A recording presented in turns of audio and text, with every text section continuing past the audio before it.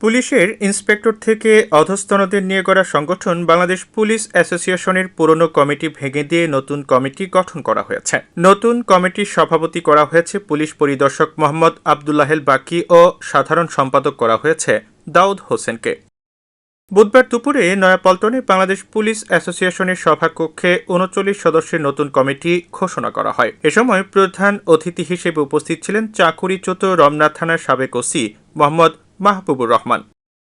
এ সময় নতুন কমিটির সভাপতি মোহাম্মদ আবদুল্লাহেল বাকি বলেন, বাংলাদেশ পুলিশ অ্যাসোসিয়েশন একটি অতি প্রাচীন সংগঠন। পুলিশ সদস্যদের সার্বিক কল্যাণে এই সংগঠনটি খুবই গুরুত্বপূর্ণ ভূমিকা পালন করে থাকে। বাংলাদেশ পুলিশ অ্যাসোসিয়েশন একটি অতি প্রাচীনতম সংগঠন। পুলিশ সদস্যদের সার্বিক কল্যাণে এই সংগঠনটি খুবই গুরুত্বপূর্ণ ভূমিকা পালন করে থাকে।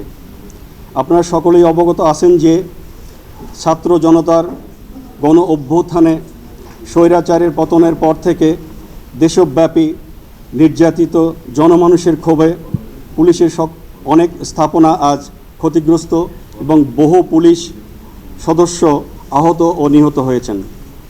যে সকল পুলিশ সদস্যগণ খুনি হাসিনা সরকারের আজ্ঞাবহ হিসেবে পুলিশ বাহিনীকে জনগণের প্রতিপক্ষ হিসেবে দাঁড় করিয়েছে, তারা প্রায় সকলেই আজ গা ঢাকা দিয়ে আছে।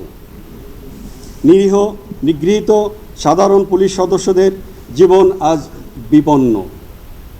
এই ক্রান্তি লগ্নে আমরা বাংলাদেশ পুলিশ অ্যাসোসিয়েশনের সদস্যগণ পরিস্থিতি গভীরভাবে পর্যবেক্ষণ করে বিবেকের তাড়নায়, আমি আবারও বলছি বিবেকের তাড়নায় তাড়িত হয়ে ঢাকায় অবস্থানরত বেশ কিছু সংখ্যক সদস্য 6/8/2024 খ্রিস্টাব্দ তারিখ অপরাহ্নে সমিতির কার্যালয়ে উপস্থিত হয়ে এক জরুরি বৈঠকে মিলিত হই।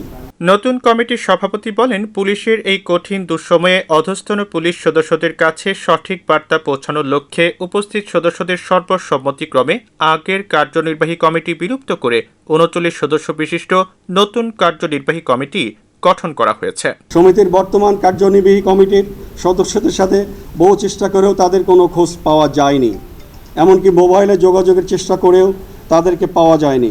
এমত অবস্থায় সহজে অনুমিত হয় যে পতিত স্বৈরাচারের দোসর হিসেবে জনরোষ এড়াতে তারা আত্মগোপন করেছে।